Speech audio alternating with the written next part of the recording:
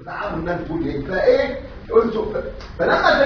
تناولت من زاويه ايه انه يتغلغل في الوجود والوجود يتغلغل فيه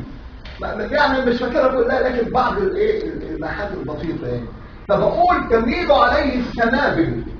مفرغه فتعود حوافز الله تيجي كده فاضيه السنابل ترجع كده تقول حوافز وتدخل الاذاهر بين يديه فيرفعها ويتهمس في مسمعيه نخاف على العطر ان يتبدد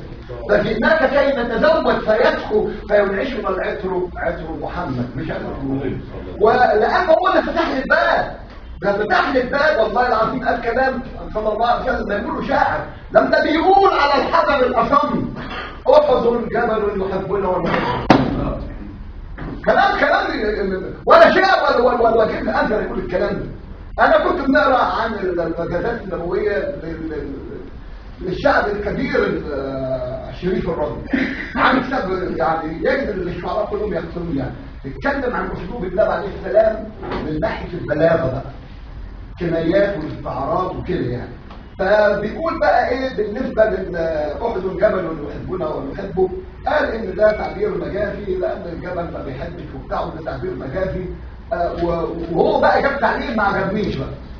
قال ان الرسول صلى الله عليه وسلم بيقول احد يعني يحبنا ونحبه يقصد بيها سكان احد لما الله في القران الكريم بيقول واسال القريه مش هيسال البيوت والحجاره يعني اهلها قلت لا الرسول اخذ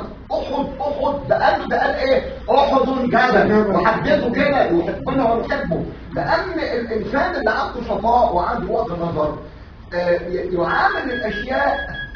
كانها كائنات حيه ومين اللي قال ان دي مش كائنات حيه احنا بالنسبه لعقلنا القاصر اللي هو محدود نقول ده جبل وربنا بيقول وطال الجبال تحسبها هامده ولا يتمر مر السحاب حتى العلم قال فيه الكترونيات يعني الترابيزه دي كلها قوه بتتحرك كده احنا عقلنا محدود فالوجود كله متفتح للنبي صلى الله عليه وسلم استاذ معجوب الحديث معك بس الحديث الاخر اثبت احد لما احتاجه فإن عليك ايه تنزل فإن عليك نبي وشهيد وشهيد عليه الصلاة والسلام حفظ ايه ده كانش يبقى عنده هو استاذ محجوب ربنا قال ايه في